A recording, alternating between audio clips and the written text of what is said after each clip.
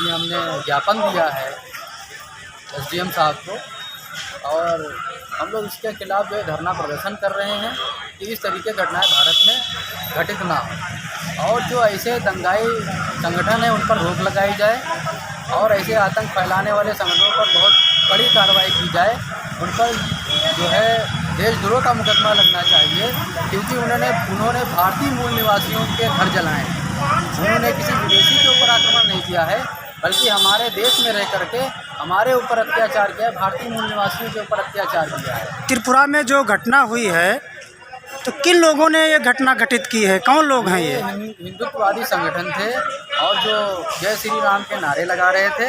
इस तरीके से नारे लगा करके एक दहशतगर्दी का माहौल बनाया गया, और भारत में मुसलमान बहुत दहशत में है, दहशतगर्दी का शिकार हो रहे हैं। उन पर दहशतगर्दाना हमले होते जा रहे हैं, कहीं मॉब आतंकवादी लोग उनको मारते हैं, तो कहीं किसी तरीके से उनको जय श्री राम बुलवा करके नारे लगवाने के। ऐसा क्यों हो रहा भारत के अंदर?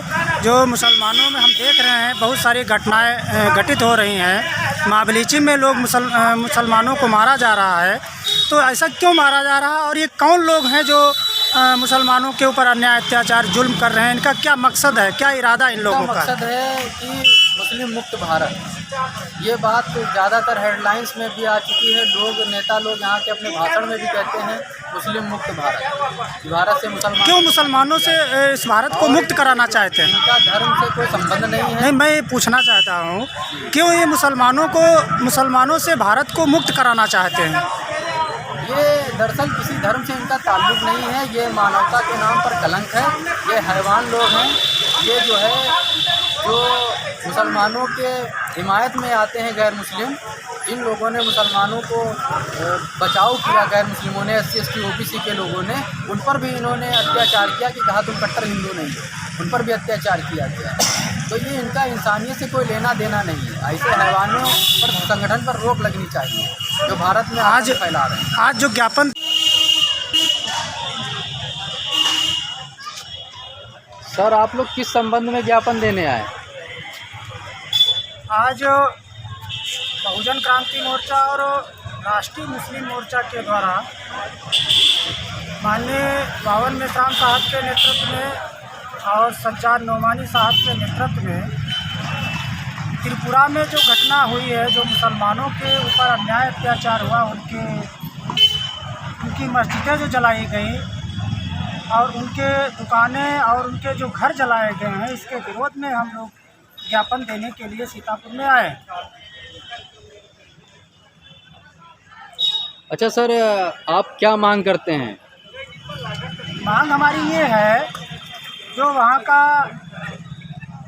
जो दंगा भड़काने वाला जो राजीव भट्टाचार्य है, ये भारतीय जनता पार्टी का प्रदेश उपाध्यक्ष है, पापिया दत्त है और टिंकू है। इन लोगों को तत्काल से तत्काल हमारी ये मांग है राष्ट्रपति महोदय के द्वारा कि इनको तत्काल से तत्काल इनको गिरफ्तार करके इनको सज़ा दी जाए, और जिनका इस दंगा में जिनका नुकसान हुआ है उनको 50-50 लाख रुपए दिया जाए।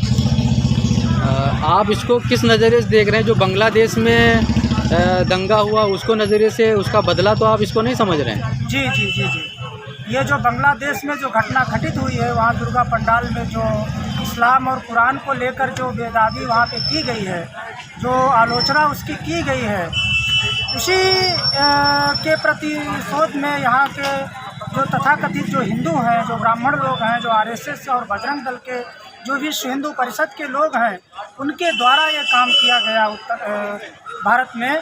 और मुसलमानों को एक धार्मिक धर्म के नाम पर सताने का काम किया जा रहा है, जबकि हमारे भारत। आप हिंदुओं को निशाना क्यों बना रहे हैं? आप तो खुद हिंदू हैं, आप विकास कुमार हैं।